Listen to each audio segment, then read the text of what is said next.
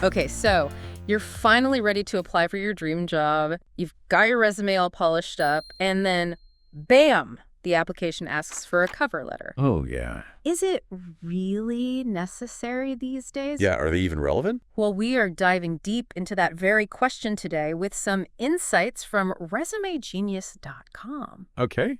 I am already seeing things that I wish I had known when I was sending out applications. Oh, really? Like, what's grabbing your attention? Well, first of all, just the sheer variety of cover letters. It's Yeah. not one size fits all. Obviously, you've got your standard application cover letter, Right.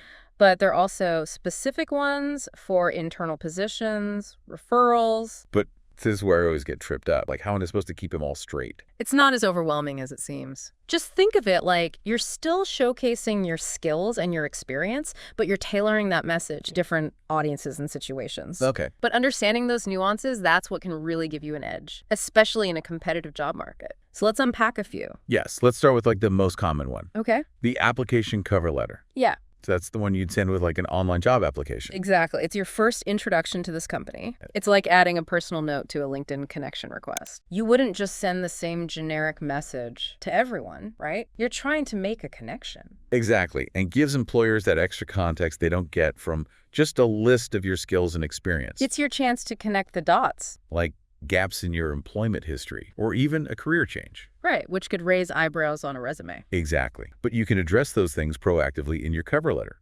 For example, let's say you took a few years off to travel or care for a family member. Right. You could use your cover letter to briefly explain that gap. I wish I had known that when I was starting out. Right. You're taking control of the narrative in a way that addresses any potential concerns head on. Instead of letting the hiring manager fill in the blanks with assumptions, you're providing context and clarity up front. And speaking of narratives, this source emphasizes how a cover letter can also be used to demonstrate your passion for the company or industry you're applying to. Oh, absolutely. You know, I've definitely heard people say that generic enthusiasm just doesn't cut it anymore. You can't just say, I'm passionate about your company. Yeah, I mean, it's all about going beyond the generic and getting specific. You know what I mean? Yes, like instead of just saying, I'm impressed by your company's growth, you could say something like, I was particularly excited to read about your recent expansion into the Asian market, as I believe my experience in international marketing could be valuable in supporting your continued success. Boom. That shows you've done your homework. Exactly. It shows you're not just sending out applications into the void. You're genuinely interested in this company and what they are doing. And I think hiring managers can really sense that authenticity. They can tell when you're just going through the motions versus when you're genuinely invested. Now, let's say you're applying for a promotion or a new role within your current company. That calls for an internal cover letter. So instead of introducing yourself like they've never met you, you focus on your journey within the company. Because they already know you, your work ethic, all of that. Exactly. Now, what about when you've got someone in your corner, you know, a referral? This is where the power of a referral cover letter comes in. Mentioning that connection, Yeah. right from the start, it's like immediate interest from the hiring manager. For example, you might say something like this, quote, referral name suggested, I reach out as my experience and skill aligns perfectly with your needs for this role. Now, what about this letter of interest? Yeah. Is that like cold calling? It's a little bolder than that. I'll give you that. Okay. A letter of interest is when you're reaching out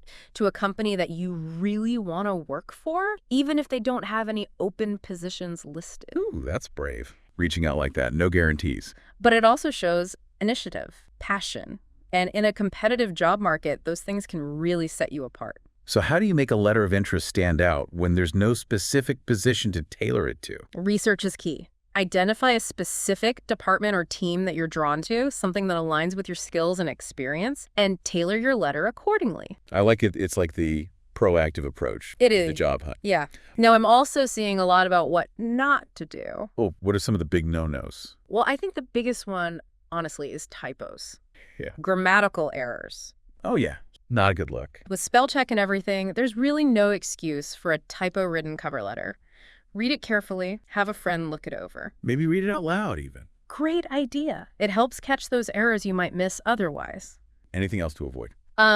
One more big one, and this might seem counterintuitive, Okay. but don't include your salary expectation in your cover letter. Generally, it's best to save that conversation for later in the hiring process. You want them focused on your qualifications, what you bring to the table. So focus on the skills and the experience, not the money yet. Not yet. Okay. Your cover letter is your first impression. Right. Make it count. Makes sense. Resume Genius also delves into some common cover letter questions. One I've always wondered, with the rise of AI and automation in the hiring process, will cover letters become even more important in the future? Oh, interesting. Because you'd think with all these algorithms and automated systems, cover letters might become a less important, right? Right, you'd think so. Yeah. But I'm not so sure. Why not? Because in a world that's becoming increasingly dominated by technology, a well-written cover letter offers something that algorithms can't replicate. And what's that? A human touch. Oh, I see what you're saying. Yeah. It's like that personal connection. So even though AI might be scanning resumes for keywords, a cover letter is your chance to connect with the hiring manager on a personal level. It's like you're saying, hey, I'm a real person with thoughts and feelings, and I actually care about this opportunity. That's a really good point.